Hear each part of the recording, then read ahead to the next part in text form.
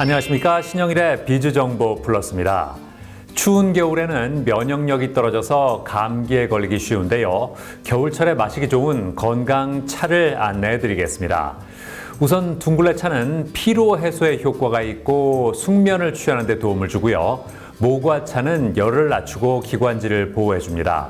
그리고 도라지차는 호흡기 질환에 효과가 있어서 기침이나 가래, 천식을 완화하는 데 좋다고 하니까 참고하시기 바랍니다. 그럼 오늘 순서 본격적으로 시작합니다.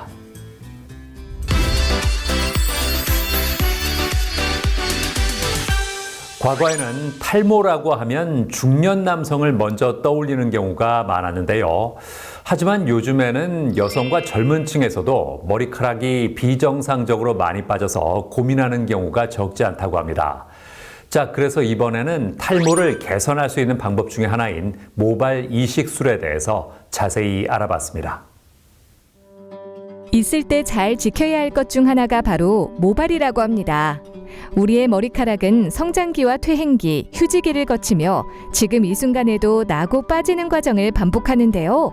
머리를 감을 때 머리카락이 100개 이상 빠지거나 자고 일어났을 때 머리맡에 머리카락 수가 점차 늘어나고 빗질을 할 때 예전보다 머리카락이 많이 빠진다면 탈모를 의심해봐야 합니다.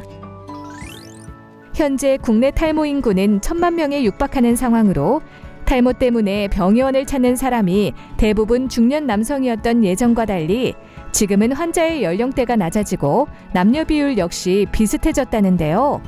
그렇다면 탈모가 발생하는 원인은 무엇일까요? 탈모의 가장 흔한 원인은 유전적인 요소라고 할 수 있습니다.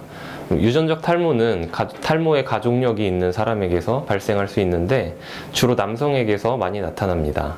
이외에 환경적 요인이 탈모 원인으로 작용할 수 있습니다. 과도한 스트레스와 불규칙한 식습관, 영양 부족, 환경 오염이 대표적입니다. 스트레스는 탈모를 유발하는 주요 요인 중 하나로 알려져 있는데 스트레스로 인한 긴장 상태에 놓이면 모발 생장에 부정적인 영향을 미칠 수 있기 때문입니다. 또한 영양 불균형은 모발에 필요한 영양소 부족 상태를 초래해서 모발의 성장을 방해하는 원인이 됩니다. 탈모는 한 번 발생하면 자연적으로 치유되는 것이 쉽지 않기 때문에 의심 증상이 나타나면 병의원에 방문해보는 것이 좋다는데요. 의료진과의 자세한 상담과 검사를 통해 정확한 증상과 원인을 명확하게 파악한 후 치료를 진행해야 한다고 합니다. 초기에는 약물이나 주사요법으로 탈모 진행 속도를 늦출 수 있지만 중기 이상 진행되었다면 모발 이식술도 고민해 볼 수 있다는데요. 모발 이식술은 모발을 자라게 하는 모낭을 옮겨 심는 것입니다. 주로 모낭이 건강한 부위인 후두부에서 모낭을 채취해 탈모가 진행된 부위나 새로 만들고 싶은 헤어라인, 구렛나루 등에 옮겨 심는 수술입니다. 모발 이식술은 크게 절개 방식과 비절개 방식으로 나뉜다는데요. 절개 모발 이식은 후두부의 두피 일정 부위를 절개한 다음 모낭을 탈모 부위에 식립하는 방식으로 대량 이식이 가능하기 때문에 넓은 부위의 시술에 적합하다고 합니다.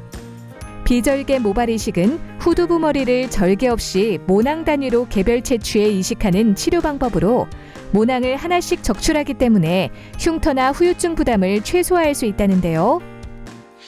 탈모 개선을 위한 모발 이식술의 성공 포인트는 생착률이라고 할 수 있습니다.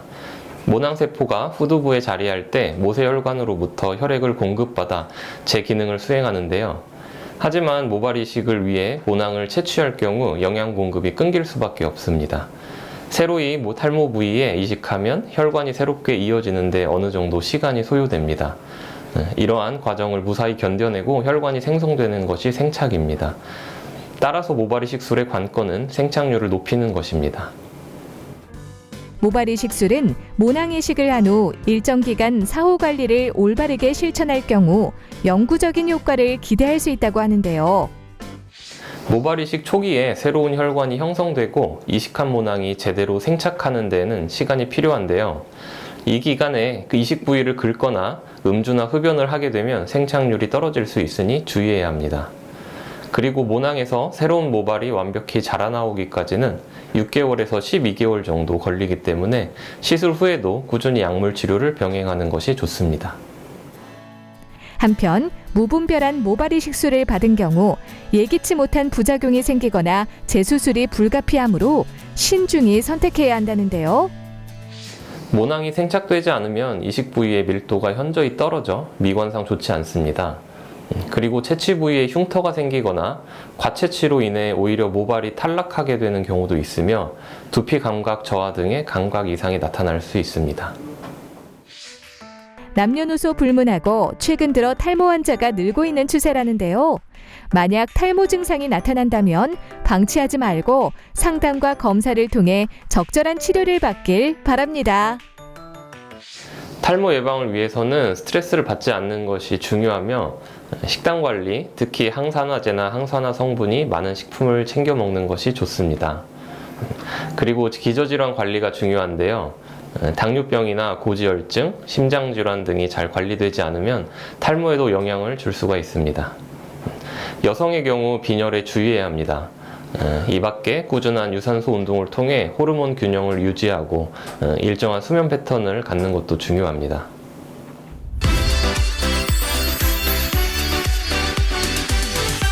겨울철 롱패딩을 입고 다니는 사람들이 많은데요. 롱패딩 세탁법을 알려드리겠습니다. 우선 가장 많이 오염되기 쉬운 부위가 소매나 목 부위인데요.